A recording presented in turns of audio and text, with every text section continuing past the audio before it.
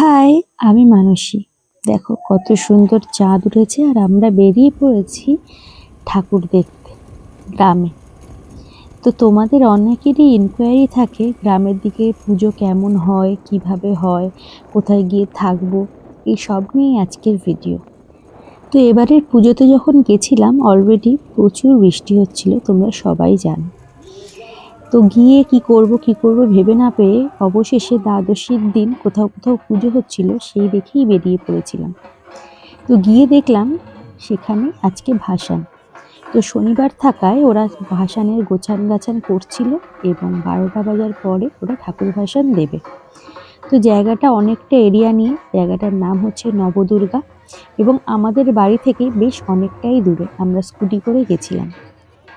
আপনারা কোথায় গিয়ে এখানে থাকবেন, মানে শামশেরনগরে গিয়ে কোথায় থাকবেন আর কি দেখবেন বা এখান থেকে কিভাবে যাবেন, তার ফুল ডিটেলসটা আমি আগের ভিডিওতে দিয়ে দিয়েছি এবং এই ভিডিওর ক্যাপশনে দিয়ে দেব, আপনারা দেখে নেবেন।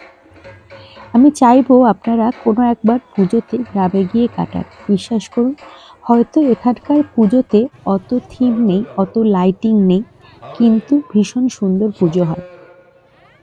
প্যান্ডেল থেকে একে একে সমস্ত ঠাকুরগুলোকে এইভাবে বের করা হয়েছে, এখানে রাখা হয়েছে। তো আমরা ভাবলাম এখন তো ভাসান হবে না, বরণটাও শুনলাম পরে হবে, তো ভাবলাম মেলাটা আরেকটু ঘুরে দেখি। এখানে গিয়ে দেখলাম আরও একটা ঠাকুর, সেটাও বের করার আয়োজন চলছে। আমাদের কলকাতা বা শহরের মতো এখানেও কিন্তু মেলায় একই রকমই প্রায় জিনিস বসে এবং দামগুলো যে খুব একটা কম সে কিন্তু নয়, প্রায় কাছাকাছি। তো ঠাকুরগুলো দেখতে বেশ ভালো লাগছিল এবং বিশ্বাস করুন কোনো লাইন নেই, কোনো মারপিট নেই, কোনো হারিয়ে যাওয়া নেই। বেশ মানুষ সুন্দর করে সেই পুজোটাকে উপভোগ করছে এবং খুব নিয়ম মেনে সেইগুলোকে আস্তে আস্তে নামাচ্ছে ঠাকুরগুলোকে খুব সুন্দরভাবে। আমার কিন্তু বেশ ভালো লেগেছে। আর এই কাকিমার কাছ থেকে ফুচকা খেয়েছি, বিশ্বাস করুন যে কোনো কলকাতার দোকানকে হার মানিয়ে দেবে, এত সুন্দর ফুচকা বানায়। সত্যিই ফুচকাটা খুব ভালো ছিল। তারপর এখানে অনেকগুলো খেলনার দোকান দেখতে দেখতে কিছু খেলনা আমরা কিনলাম। কেনার পর আস্তে আস্তে বাইরের দিকে গিয়ে দেখলাম পাশে আবারও একটা পুজো হচ্ছে এবং সেখানেও ঠাকুরগুলোকে আস্তে আস্তে নিচে নামানো হচ্ছে এবং ভাসানের জন্য, বরণের জন্য প্রস্তুত করা হচ্ছে। তো সেখানে সবাই দেখলাম ফটো তুলছে, আমিও ঠাকুরের কিছু কিছু ফটো তুলে নিলাম। আসলে গিয়ে যে কি ভালো লাগছিল। প্রায় নবমীর দিন আমরা গেছিলাম এবং সেই দিন থেকে আমরা একদিনও বেরোতে পারিনি দূরে কোথাও, এই কাছাকাছি এইবারই ওইবারই করছিলাম। সেদিন এসে মেলা দেখে খুব ভালো লাগছিল।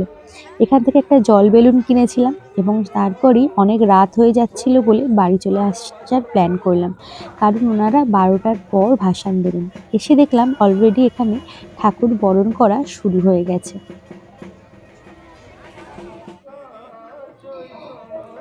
সেগুলো দেখে এখান থেকে কিছু বাদাম নিলাম বাড়ির জন্য। তারপর আর কি, আবার গাড়ি করে বাড়ি চলে গেলাম। গ্রামের রাস্তা বুঝতেই পারছেন, জন্তু জানোয়ারের ভয় তো থেকেই থাকে, সেই জন্য দেরি না করে তাড়াহুড়ো করে আমরা স্কুটি নিয়ে বাড়ির পথে রওনা দিলাম।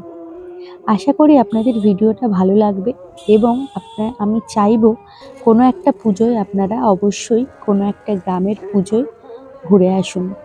সত্যি আপনাদের ভীষণ ভালো লাগবে, যাদের এই ধরনের পুজো দেখতে ভালো লাগে। আজ এইটুকুনি, আসি আজকে।